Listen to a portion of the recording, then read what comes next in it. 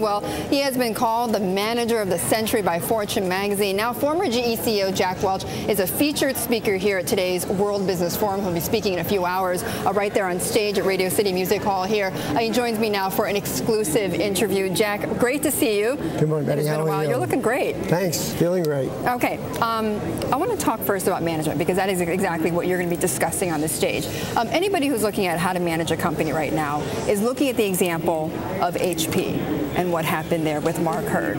I don't want you to pick on this company, but I'm sure that, you know, even at your Jack Welch Management Institute, people are going to ask you, give me a case study of what's going on there. You know, what were the mistakes made by the board at HP? When you were watching all this unfold, what were you thinking? You know, it's impossible to understand the backroom dynamics here. It certainly wasn't performance. So there's another agenda with Mark Hurd, and it hasn't yet come out. Some people, Jonas Serra of the New York Times, wrote a piece that he was disliked by the employees. He just simply wasn't liked. Yeah, and I don't know that. So I don't know enough of the inside baseball, but it's clear that this was not a performance issue. This was a dynamic between a board, which appears to be somewhat dysfunctional, and Mark Hurd, and Larry Ellison scooped him up. Right. And I think the winner so far in this is Larry Ellison. Yeah. That's true. Dysfunctional, describe dysfunctional. What do you mean by that exactly? Well, there are boards that don't understand their role in companies. The role of a board is to pick a CEO, work on the strategy with the CEO, and then get out of the way. If the CEO isn't delivering, tell them about it, give them a chance maybe, and then get them out of there. Mm-hmm. But on the other hand, don't get into all kinds of internal squabbles. But it also sounds like, because as you said it wasn't about performance from Mark Hurd. It could have been from the outside. It wasn't. It could have been that he just sparred with the board members. Yeah, it could have been they just didn't plain like him. Okay. They didn't want to hang out with him. And well, yeah, exactly. And if you don't like somebody, you don't want them around. But Jack, you know, the fact that they put in Leo Apotheker in as the CEO, and you know, you famously at GE, you know, raised internal candidates, you know, within and you know, essentially harbored them and cultivated them, and you know, made sure that they would become great managers. The fact that they went outside, what does that tell you? It tells you they haven't done the management development job. Look, they hired Carly before Mark Hurd. So this is the second time that they've had to do that. You know, Todd Bradley is out there, and Todd Bradley worked for us at GE, and Todd Bradley's a very good guy. Somehow or other he wasn't picked. They passed him over. Yeah, I don't know any of the dynamics. So they chose to change the game again. So this is their third outside CEO. And I don't know, what, 8 years, something like that? Right. It's obviously a board that isn't thinking about management succession internally for a long time. And likely not going to change with this appointment. No. Okay. I wouldn't think so. All right. Moving on from this, managing the economy, Jack. Yep. I know you've been quite vocal on Twitter or elsewhere about the White House mismanaging the economy. Well, I think this White House, this administration, has not been friendly to business. And people talk about all kinds of reasons why not, but very specifically, there are 5 reasons why they haven't been good to business. Intimidation. The first thing the president did was go after Vegas and travel. Mm-hmm. Then he went after the Supreme Court on a ruling on publicly at the State of the Union. You mean the political interest money? Yes. Okay.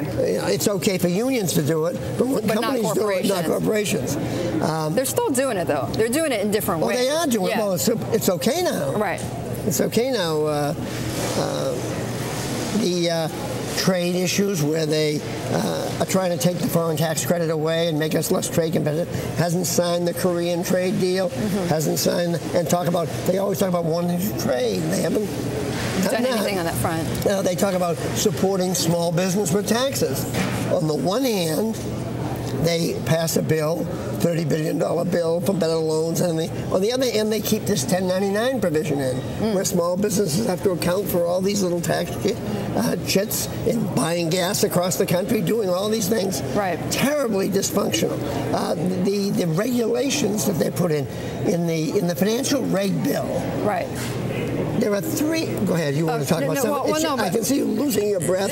Desperately wanting to say something, so I'll stop. But Jack, because what you're telling me with these 5 points, not friendly to business, but would you say go so far as to say anti-business? Yeah, I would say I don't know if I don't think any administration comes in trying to kill business. It's a bad idea.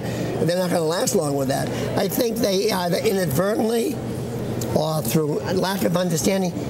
The president hasn't been served very well by his economic advisors. Well, but the president has no economic history. Well, I was going to say, do you think it's because he lacks business leaders on his team? I don't know whether he has to have a business leader. He has to have somebody that understands business, real business, not academics, etc. Okay. All right, Jack. The Jack Welch Management Institute, which you say it's booming right now, right? It's starting to really take off. It's our first year, and we're getting students in middle management across the country, across the world now. We have Chinese students. I was going to say, you've got students from around the world, right? Yes, we have. And it's really a thrilling thing to see take off. Well, speaking about the world, a lot of people have a lot of focus on China and what is going on there. You know, you were talking earlier about trade. We may be on the verge of breaking out into a trade war with China. Pray to God we don't. Yeah. I agree. I mean, it could be extremely damaging, not just for us, but just for the entire world. Are we being competitive enough with China? Well, competitive enough. We are at the high end, very competitive with China.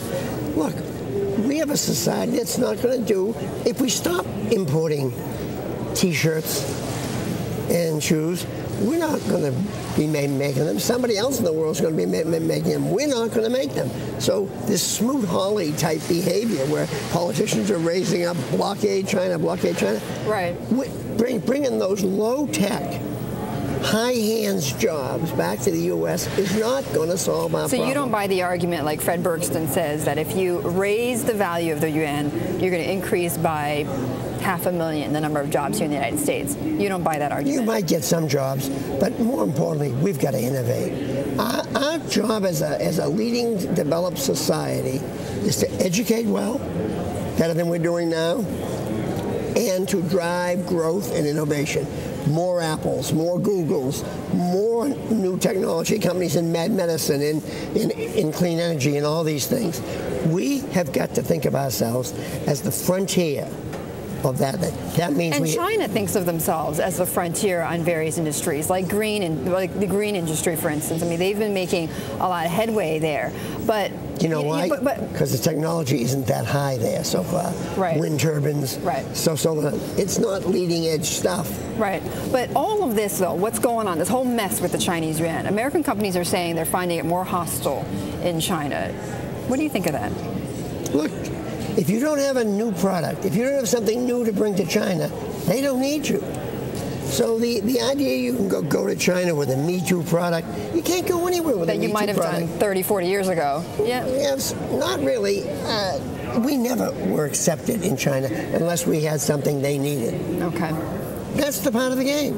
I can see you're getting anxious. No, and Jack, because I wish we could go on with this, but we are at the end of the show. Thank you. It was great to see you. It was awful nice to see you, Betty. Thanks for having me.